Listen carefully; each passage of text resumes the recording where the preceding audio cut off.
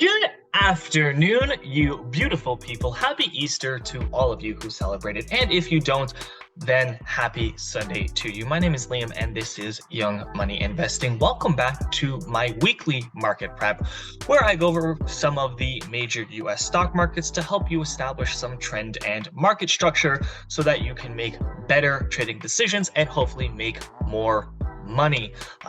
If you enjoy this content, please go down, smash that like button, show me a little bit of love because I got mad love and mad appreciation for all of you guys. And if this is your first time joining me, welcome. If you've been here before, welcome back. Let's go ahead and jump into the charts. All right, we'll start off on a daily time frame looking at the DXY, the US dollar. Starting out a little bit zoomed out here, it doesn't look pretty. I would definitely expect some more downside in the kind of short to midterm future for the US dollar. As you can see, we kind of dumped out of this consolidation zone, broke below our moving averages, all three of our moving averages. It's not looking pretty. We are holding this support line at 101.62 currently, but there's really not any significance to this move. It's not really a strong hold like you saw back over here. Some really strong candles coming off of it. You're not seeing it that time. You are seeing some pretty long wicks, even on these green candles, as well as that the RSI really not showing that there's any strength to these moves. So I would expect possibly this week, although you might have to wait a little bit longer, you might just get a little bit of sideways action, but I am expecting a move back down to this 99.19 level. That would at least be for the short term.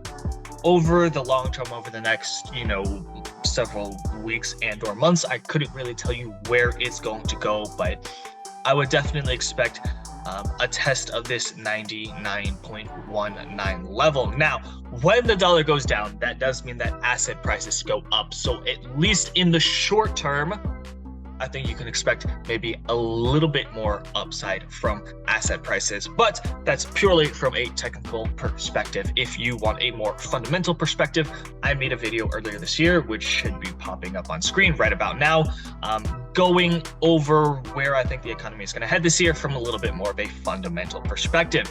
Let's jump into our first index. We'll start off on the NASDAQ. NASDAQ has had a really good couple of weeks. You can see it just keeps climbing after we broke out of this consolidation channel here, which I will actually remove now, kind of clean up my chart a little bit ugly. And you can see that we've had just a really good couple of weeks, strong move up. You can see that the RSI did peak, gave back a little bit, but still kind of trending upwards. So I think we have a little bit more upside, maybe to about that 13,805 level before this move does exhaust itself and you see some type of retracement, maybe down to the 200-day moving average or something like that. You can see that this wick right here from Thursday, the low there is 953.25. Pretty much acts in perfect confluence with this wick back from the beginning of February, which was 949.75. So very, very close, acting in almost perfect confluence with one another. And so I think that we are going to see some more upside from the NASDAQ in the near future. Jumping over to the Russell.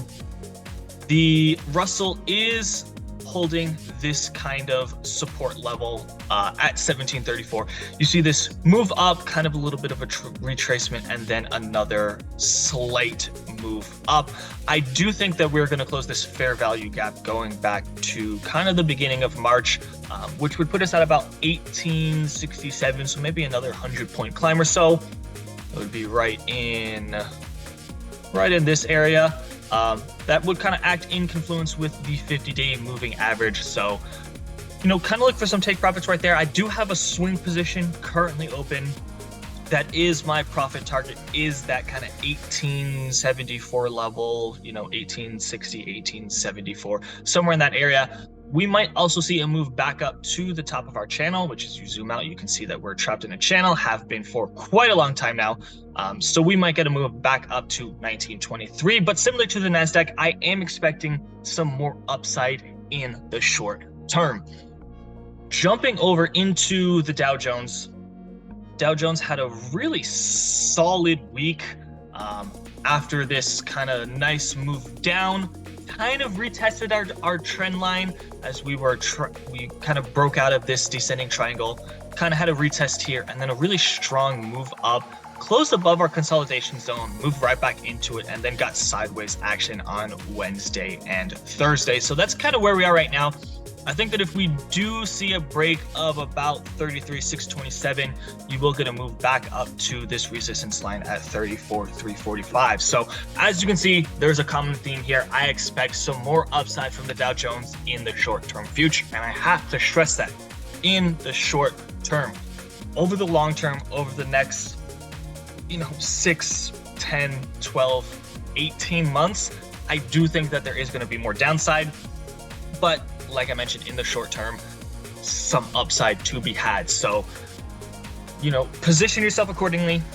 I like day trading. Some people like swing trading. I'm in and out of my trades, so I don't really have that much to worry about. If you are taking some positions on higher time frames, make sure that you are using a stop loss. Always use a stop loss. I always recommend it because you never know when the market is going to turn against you and you might end up screwed. So be careful.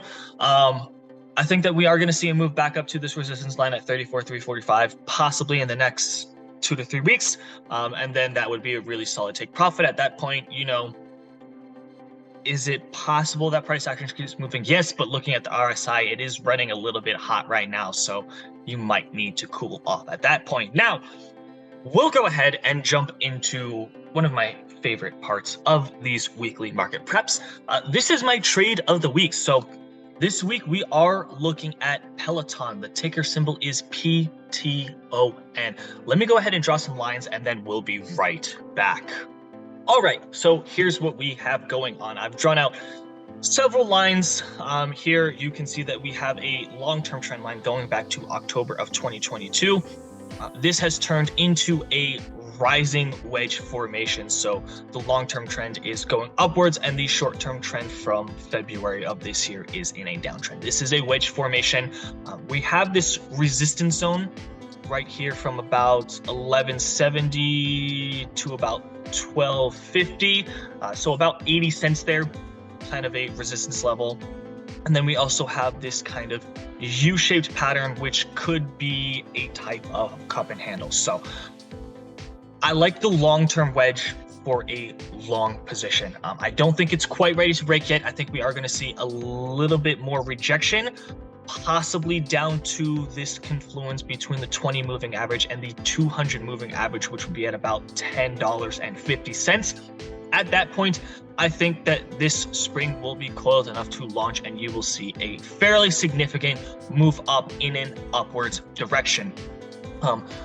The things to look out for. This resistance line, obviously, have to get through that. This trend line, obviously, have to get through that. You can see they are kind of acting in confluence right now. I think if we get through this resistance line, we do get through this resistance zone as well. So I want to see this wedge break to the upside. I'd like to see a move back up to retest these highs from February when this downtrend started, which would give you about 17 to 1788. So almost $1 of a range there. Let's go ahead and put a position on so you can see. Let's say that you enter, on the breakout right here about 1270. So you're going to take this up to about 1705, and then stop is going to be just below the consolidation zone.